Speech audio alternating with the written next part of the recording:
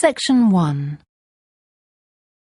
You will hear a telephone conversation between an official at a village hall and a woman who wants to hire a public room.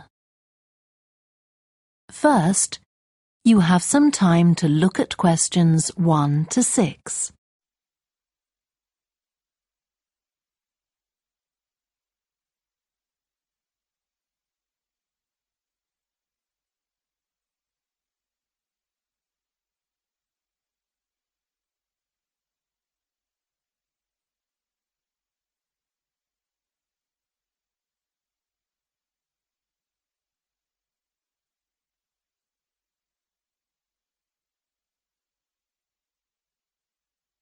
You will see that there is an example that has been done for you. On this occasion only, the conversation relating to this will be played first. Hello? Oh, hello. I wanted to inquire about hiring a room in the village hall for the evening of September the 1st. Let me just see.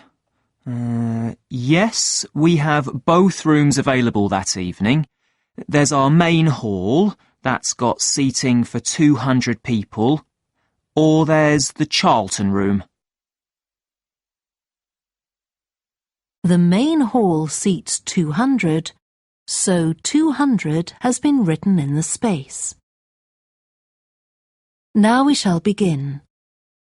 You should answer the questions as you listen, because you will not hear the recording a second time. Listen carefully and answer questions 1 to 6. Hello? Oh, hello. I wanted to inquire about hiring a room in the village hall for the evening of September the 1st. Let me just see. Yes, we have both rooms available that evening. There's our main hall, that's got seating for 200 people, or there's the Charlton room. Sorry?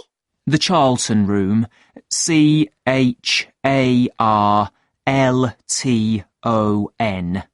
That's got seating for up to 100.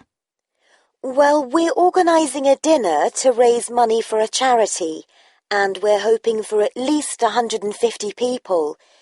So I think we'll go for the main hall. How much would that cost? Let's see. You wanted it for the evening of September the 1st? Yes, that's a Saturday. So from 6 p.m. to midnight, that'd be £115. That's the weekend price. It's £75 on weekdays. That's all right. And I have to tell you, there's also a deposit of £250, which is returnable, of course, as long as there's no damage. But we do insist that this is paid in cash. We don't take cards for that. You can pay the actual rent of the room however you like, though. Cash, credit card, cheque. Oh, well, I suppose that's okay. So, does the charge include use of tables and chairs and so on? Oh, yes. And what about parking? Yeah, that's all included. The only thing that isn't included is, you said you were organising a dinner? Yeah. Well, you'll have to pay extra for the kitchen if you want to use that. It's £25. It's got very good facilities, good quality cookers and fridges and so on. OK. Well, I suppose that's all right. We can cover the cost in our entry charges. Right, so I'll make a note of that. Now, there are just 1 or 2 things you need to think about before the event. For example, you'll have to see about getting a licence if you're planning to have any music during the meal. Oh, really? It's quite straightforward. I'll give you the details later on. And about a week or 10 days before your event, you'll need to contact the caretaker, that's Mr. Evans, to make the arrangements for entry. He'll sort that out with you.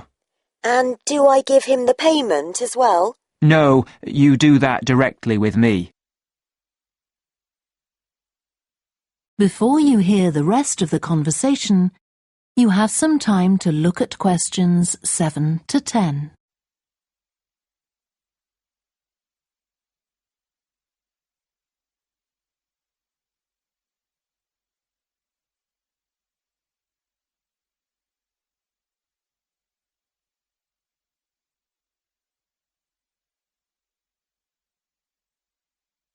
Now listen and answer questions 7 to 10.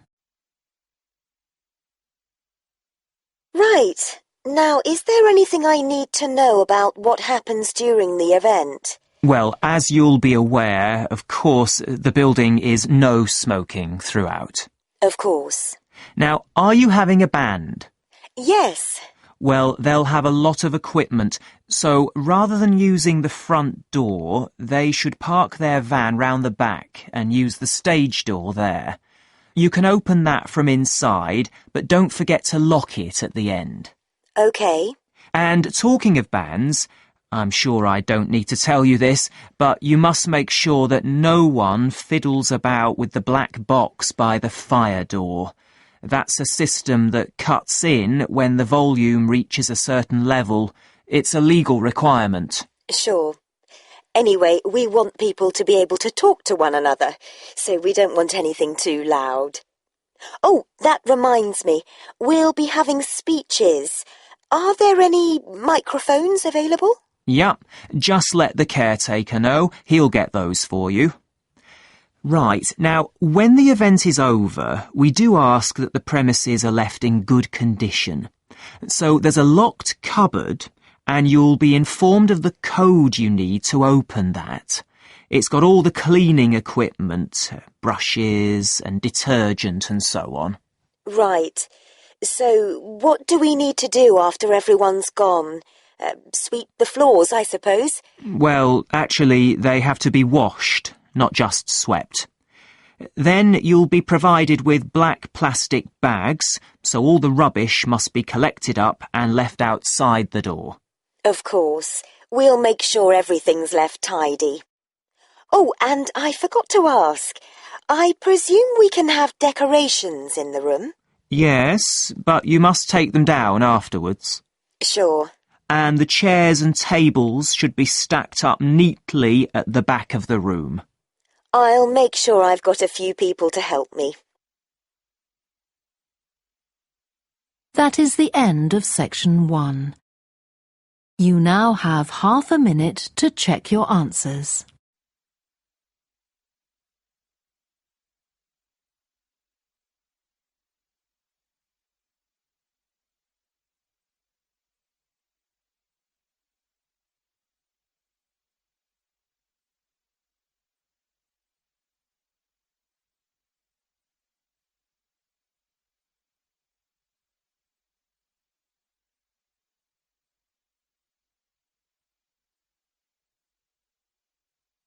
Now turn to section 2.